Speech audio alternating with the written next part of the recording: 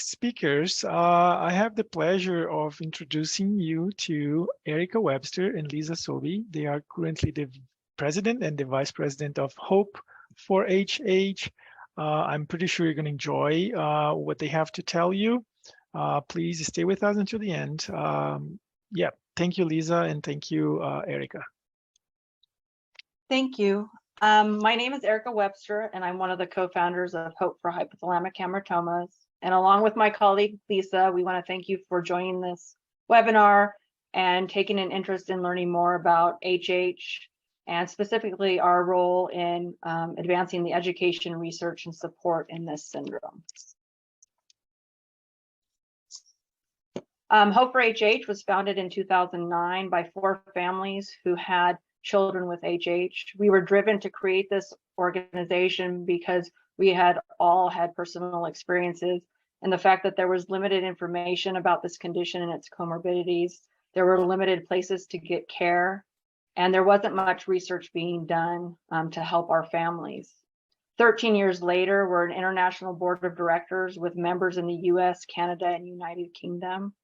And we've also put together an extraordinary medical advisory board, many of whose names were mentioned in the previous lectures in regards to the research that they've done on HH. So we continue to be the only organization in the world that focuses on HH. And in that, we continue to drive education, fund research, and provide support not only to the children of our community, but also to the adults that continue to live with this often devastating syndrome. Through our educational initiatives, we're able to do webinars like this and collaborate with doctors like Dr. Berlow. Dr. Jacobs mentioned our International Professional HH Symposiums. We hold those every 3 years, with the last one being in Calgary. We also tend to foster partnerships with other organizations around the world.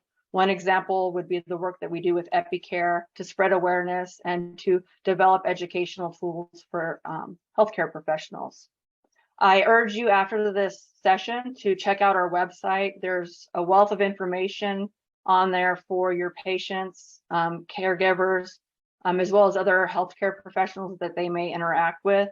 Many of these resources are downloadable, and we also have them translated into multiple languages, since we do have the need to support an international community. We know as an organization that research is going to be the key to better treatment options, as well as a better quality of life. And we've funded various research initiatives over the years. And again, many of these have been mentioned tonight, including the resting state functional MRI, several mouse models, a comorbidity survey, and most recently, we funded an international genetic research program between Australia, Canada, UK, and the US.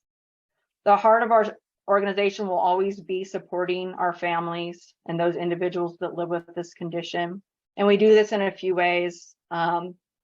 We have obviously email, and we work with international families, so we have the ability to make translations if they send questions or concerns in foreign languages. We also do one-on-one calls. We also host several webinars that are support group based, where families from around the world can come together and talk about what they're dealing with currently with either themselves as an adult or with their children that are suffering from HH. We also host international patient family conferences every 2 years, and I highly encourage you sharing this with your patients. We're planning another one next year, and it will again be virtual. Again, this allows our international community to attend without the cost of travel. And during these conferences, we bring them together, allow them to connect with others that have similar HH journeys, but also to learn from the HH experts that we have on our medical advisory board. One other thing to note, we do have a private Facebook group, which I also encourage you to let them know about, and they can connect with us there and also talk directly to other families that are dealing with HH. I'm going to switch gears here, and I'm going to give you a little story about my daughter, Grace. She was diagnosed when she was 15 months old after I discovered blood in her diaper.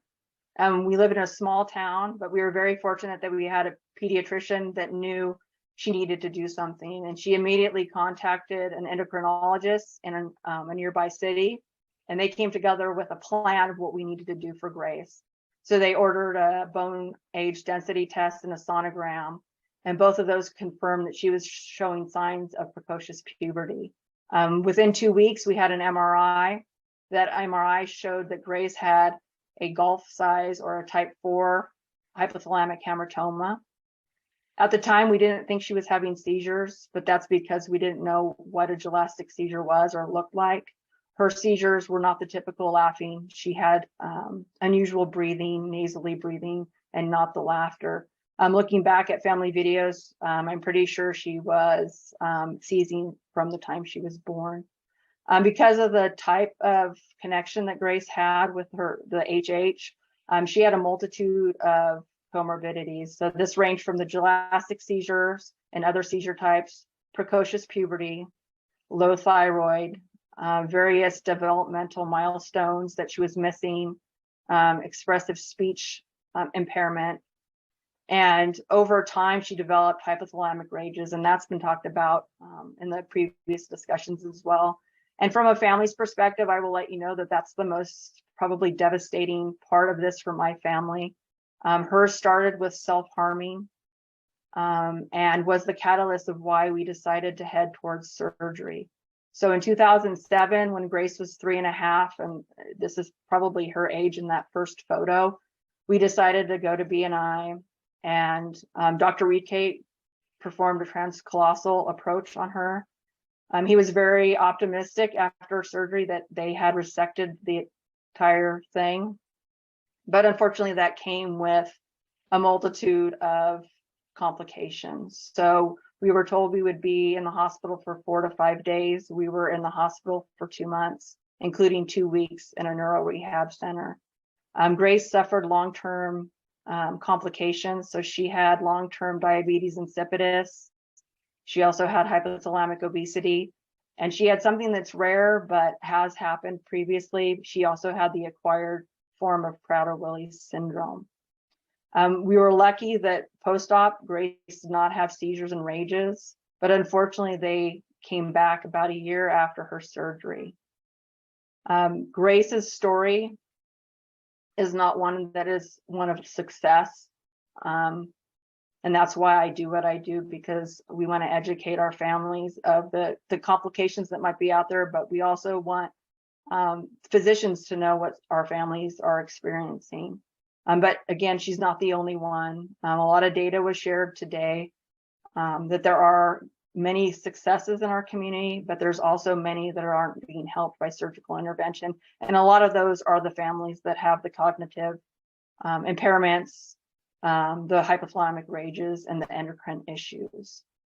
On December 11th, 2011, we had to say goodbye to Grace. She passed away unexpectedly from SUDEP. SUDEP was nothing that was ever spoke to us before by any of the dozens of experts that we talked to. And it should have been. So one of my missions besides Hope for HH is making sure that people know about SUDEP, and that I ask that as you look at these photos of Grace, that as you move forward with your patients, make sure you have that conversation. The families deserve to know what the risks are. I want to thank you for allowing me to share this little tiny bit of life with Grace. And now I'd like to introduce my colleague, my friend, and a fellow co-founder, and more importantly, the mom to CJ. Thank you, Erica. I want to kind of stay along that same topic of family stories. The technical information that we have received this evening has been incredible, and we all continue to learn. But I think we want to impress upon you the importance of the family and the effect of HH on the family. And surgery has become an option for many families, but in most cases, it's not the end. There are comorbidities and there's life after surgery. And that's where we like to step in with families and walk beside them on their journey.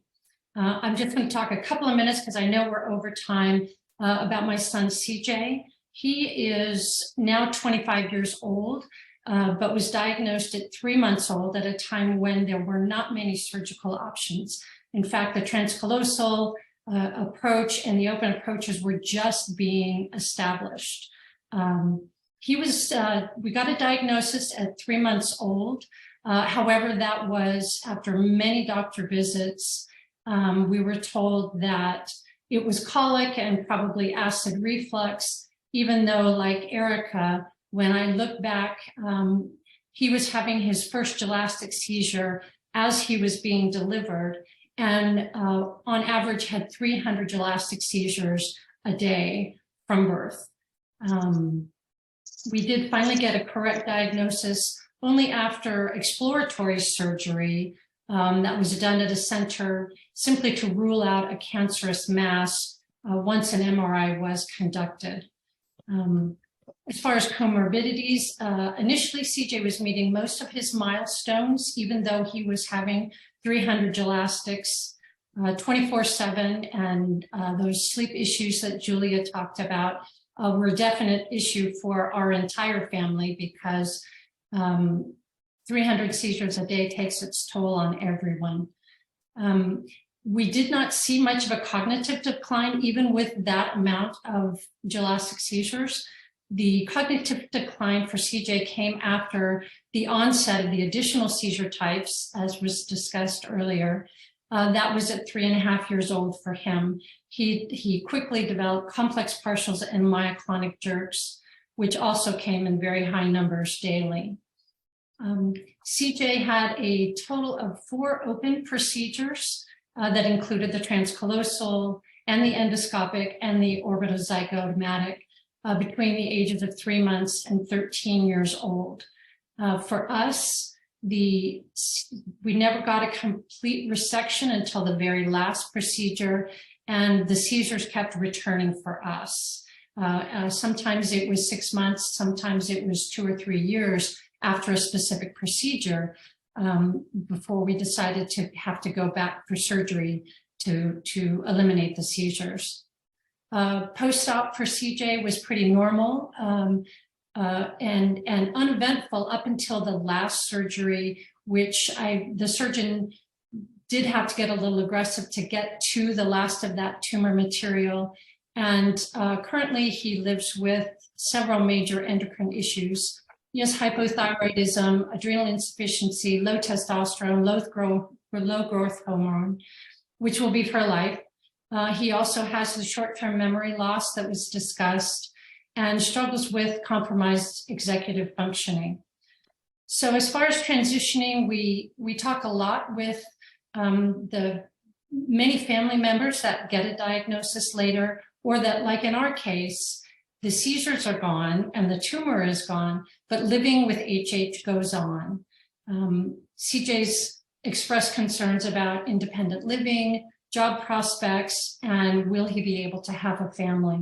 So these are the kinds of things that we personally deal with on a day-to-day basis. We also have heard from other adults that have gone as long as 10 years seizure-free, and then the seizures return. And we don't know how to answer that. When it's a network issue or something else, that is something we'd love to see more research into. How long before a family can say we're done? Adults with HH are teaching us more about their issues with depression, anxiety, and memory, and ask us, what does their future look like? We have a lot of questions in that area. Next slide.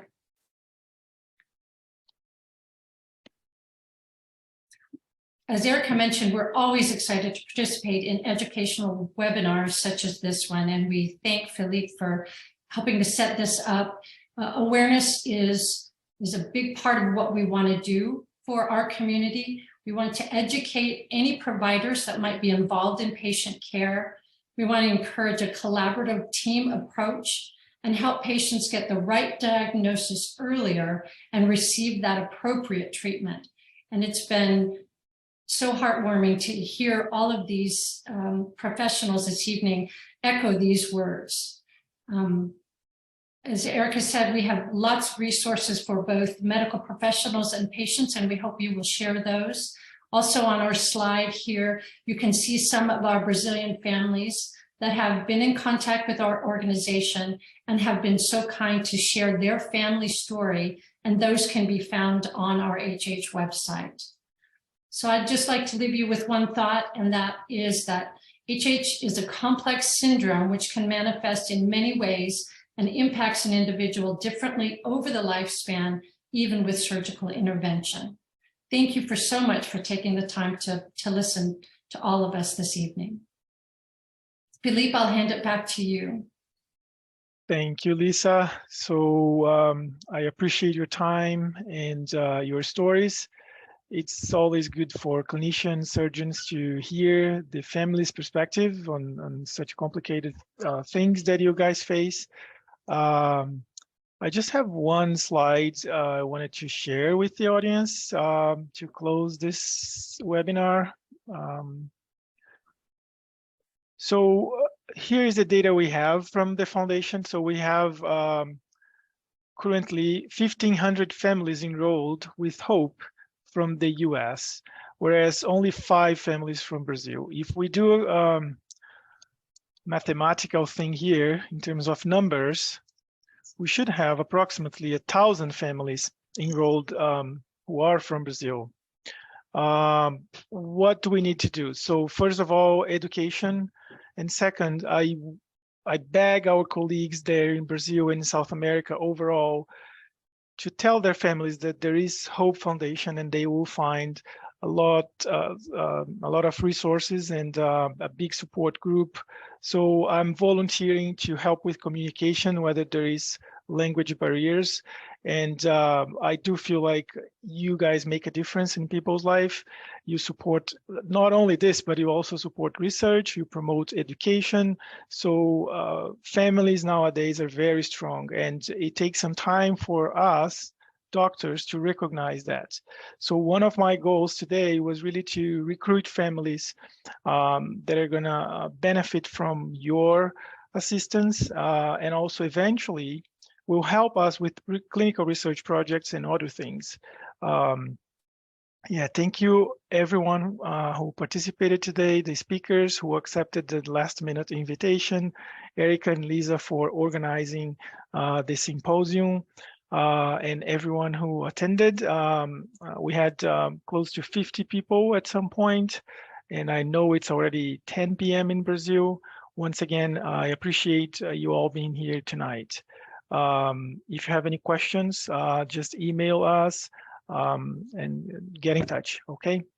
That's it for now. Goodbye to everyone. I hope you all liked this webinar.